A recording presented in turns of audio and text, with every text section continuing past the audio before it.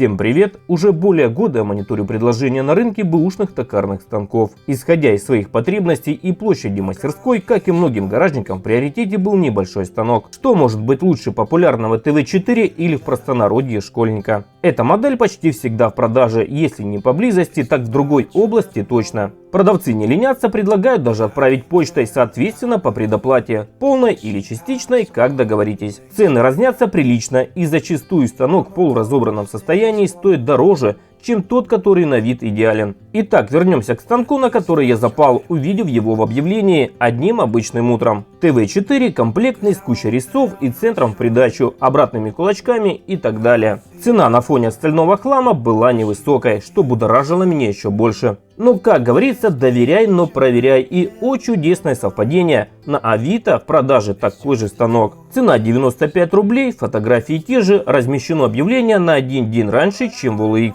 Как выяснилось, это очень популярная схема развода, особенно на станках. Сколько людей жизнь не учит, но природа человека все равно будет верить в некое чудо дешевого приобретения или быстрого заработка. Увы, ничего не поделаешь. От обмана никто не застрахован, но проявить лишнюю бдительность точно не помешает. Сэкономите свои нервы и бюджет семьи. Но мои поиски продолжались дальше. Периодически я по-прежнему просматривал объявления. Да, прошло полгода, и в продаже очередной школьник. На цену смотрю подозрительно. Но ничего не мешает позвонить продавцу и поинтересоваться, в каком он состоянии. Алло, доброе утро. Добрый. Я интересуюсь по объявлению станком ТВ-4. Продаете? Есть такой. Вы можете минут через 5 набрать? Ну, чуть неудобно говорить. Хорошо, да, наберу. Алло. Расскажите, пожалуйста, по станку. Стоял он, на нем дедушка работал. То есть он полностью, то есть, комплектация, вот все, что есть, то есть, в принципе, он полностью комплектный. По люфтам на винтах, есть, потому что они на всех станках, то есть, если их делать, они есть. По объявлению, честно, ничего не могу сказать, но, там на нем точили, то есть, на нем что-то делали. А именно насчет точности не могу сказать, еще не проверял. Я понял. А где вы находитесь? По разговору понятно, что ничего не понятно. Договорились на вечер, я подъеду посмотреть, а там будет видно. В этот же день еду на крупное предприятие смотреть совершенно незнакомый мне станок. ТВ-320П. Осмотрел станок на комплектность, узлы, которые подвержены износу и механическим повреждениям, рейка, винт и вал в порядке. Бак с насосом СОЖ на месте, маслонасос также присутствует. Двигатель родной на 2,8 кВт. Патрон лежит на станине, отсутствует планшайба, которую обещали где-то найти. Станок мне понравился, ТВ-4 уже был не вариант. Собрали рабочих соседних цехов для погрузки на роклу и транспортировки к выходу. Мужики, народ такой, если собирается коллектив более 2 человек, весь тернистый путь превращается в сплошную словесную перепалку.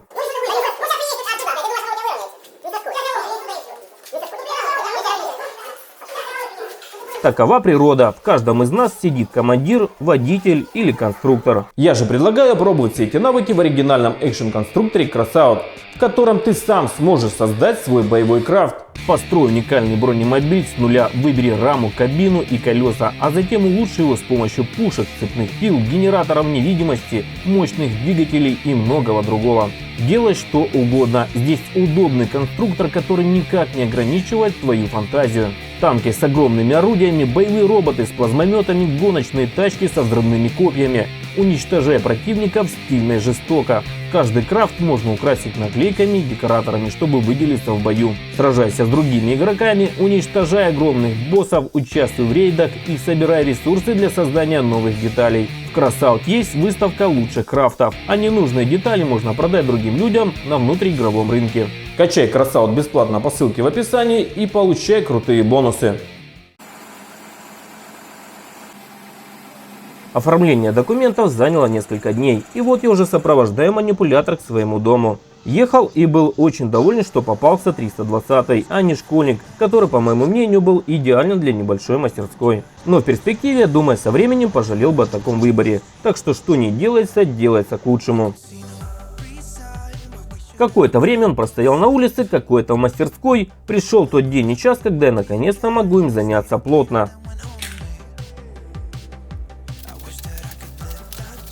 Распаковка, и вот он во всей своей красе. Токарно-винторезный станок ТВ-320П 1969 года выпуска. Не убитый в хлам, но видно, что старичок потрудился на славу в свое время. Стойка лампы перемотана изолентой, но по-прежнему в рабочем состоянии, хоть и унылом. Трубка подачи СОЖ на месте. На предприятии станок был подключен к сети, и мне его запускали, он работал. Со станками ранее дела не имел, поэтому досконально проверить я его не смог. Все ручки крутились, рычаги переключались. Присутствие масла в передней бабке и коробке подач радовало. Это говорило о том, что за станком как-никак следили. Также через какое-то время после покупки забрал обещанную планшайбу с хомутом крепления. Заодно решил пополнить мастерскую инструментом, которого вечно не хватает. Подобрал комбинированных ключей в наборе аж 25 штук. Очень внушительный и увесистый. На фото в магазине он казался гораздо меньше.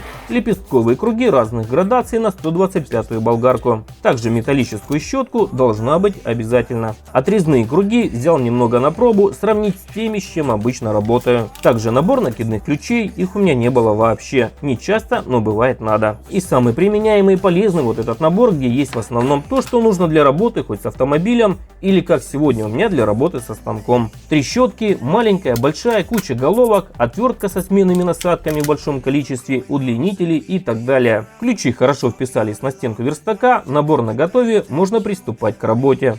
Сначала освобожу от всего того, что лежит в поддоне. Это крышки с подставок тумбочек. Это что-то непонятное из производства, мало ли пригодится. Эта штука я пока не знаю для чего. Если кто в курсе, напишите, пожалуйста, в комментариях. В правой тумбе полно всякой всячины, сейчас буду выгребать. Это шестеренки с гитары разных размеров. Защита патрона, стаканчик с солидолом, целая бутылочка с маслом и какая-то шпилька. Опять шестеренка и что-то, пока не знаю что. Отрезок трубы и еще одна шестеренка. Помимо шестеренок было немало каких-то шпилек. Все пригодится, выбрасывать не буду. И тут меня ожидал некий сюрприз. В самом дальнем углу лежали монеты. Такие моменты не могут не радовать. На вид давно не свежие, и представляют ли они какую-нибудь ценность? Видно, что все монеты советской эпохи. Зачем их туда положили, останется тайной. Тщательно протираю ветошью, чтобы рассмотреть. Номинал 1989, 2986, 5990 и 20961 годов выпуска. Вряд ли они несут какую-либо ценность в текущее время. Это и все, что было в тумбе. Теперь можно разбирать. Первым делом снимаю ресодержатель. Далее приступаю к суппорту. Весь процесс разборки проходит интуитивно, пока никаких сложностей не возникает.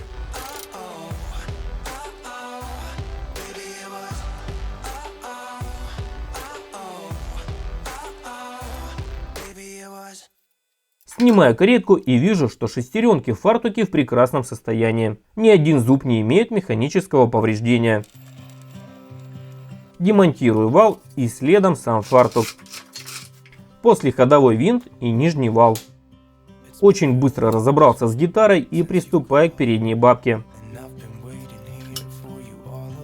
Шестерни также в хорошем состоянии, без повреждений.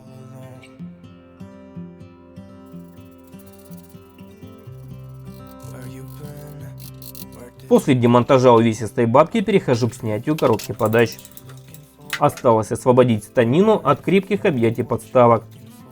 Состояние направляющих оставляет желать лучшего. Это не сюрприз, все это я видел при покупке. Было принято решение все же восстановить геометрию станка полностью и отдать станину с кареткой, с суппортом и наделками на шлифовку. Созвонившись со специалистами и объяснив ситуацию, мне предложили вариант полного капитального ремонта. Немного засомневался, кто это будет все нормально делать. И стоимость от просто шлифовки и полного капитального ремонта отличалась только на треть. Помимо этого требовалась замена двигателя с переборкой электрощита, в чем я точно не был уверен, что потяну. В общем, планы поменялись, и здравый смысл подсказывал, что нужно вести на капитальный ремонт. Я попросил своего тезку Андрея снять по возможности процесс ремонта, чтобы понимать, как это происходит, и по возможности прокомментировать происходящее. Перевернул суппорток, теперь рабочую зону начали шлифовать. Ободрали станочек весь до мяса, вымыли, обезжирили, красим.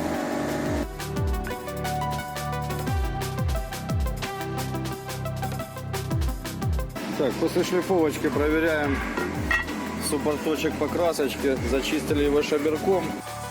Если какие-то перекосы, дошабриваем, делаем разбивочку. Вот такой вот у нас вот суппорточек. По пятнышкам чуть-чуть прошабрим. Красота.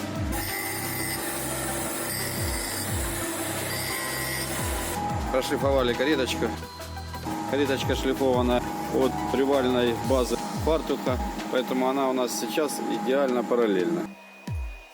Перепад был миллиметр между направляющими, между вот этой и вот этой. Ну, он явно был в ремонте, просто когда шабрили, я думаю, завалили чуть-чуть эту направляющую, она вечно сгнивает. Ну, а теперь по суппорточку проверяем кареточку нашу шлифованную. Тоже зачистили ее и по красочке проверяем. Вот что у нас получилось. Практически идеальное прилегание, немножко подшабрим и все. У нас суппорт после шлифовки сместился. Для того, чтобы возродить его в заводскую ось винта, мы ставим сюда ZX наделочку, клинушек шлифуем на синусной плите. Пришабриваем переднюю бабку к новым направляющим станины. Слегонца накачалась, мы пару раз прошабрили лучше.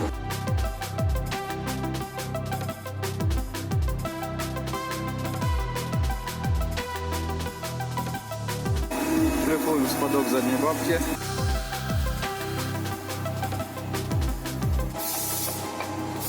Бабка качается, но реально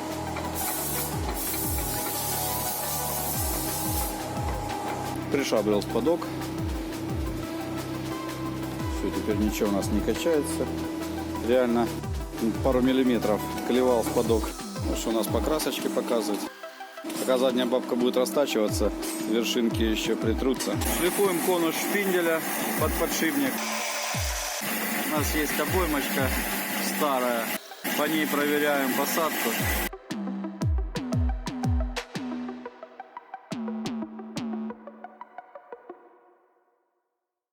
Шлифуем клинушек поперечного суппорта.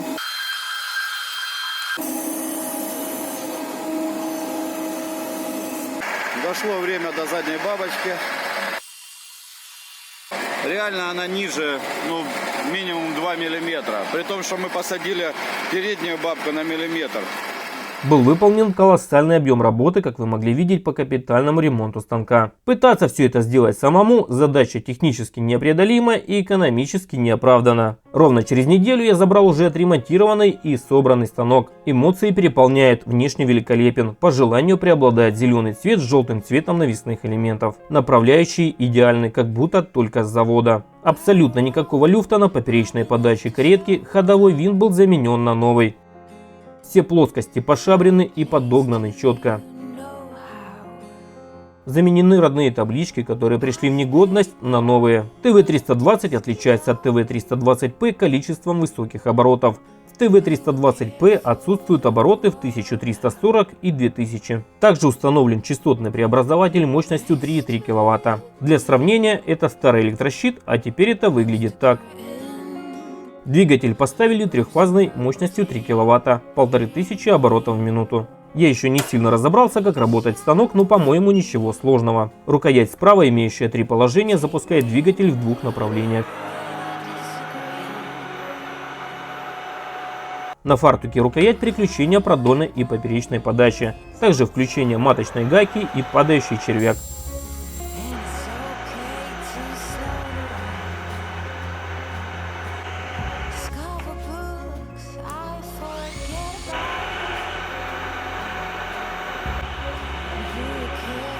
Не терпится что-нибудь вытащить, в патроне первая попавшаяся заготовка. Резцы покупал по незнанию, было уже понятно, что что-то не так.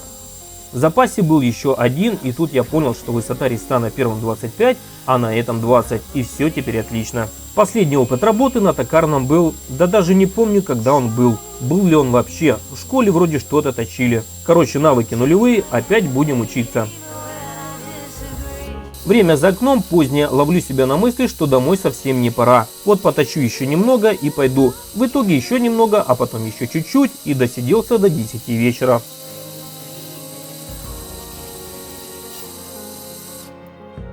Точил лишь бы что, без определенной задачи, поэтому в этой детали нет никакой применяемости, просто тренировочный отрезок. Первая стружка на станине после ремонта. Происходящим я очень доволен и очень рад, что попал к специалистам своего дела. В описании под видео оставлю ссылку на канал Андрея, быть может кому-то пригодится. Теперь уже точно понятно, что своими силами я смог бы разве что его только покрасить. В остальном итог был бы печален. Буду надеяться, что этот станок не последнее приобретение в мастерской и на очереди по плану теперь фрезерный. Буду благодарен, если вы поможете определиться с выбором модели для маленькой мастерской. Но это будет уже совсем другая история. Я с вами прощаюсь, до скорых видео, всем пока.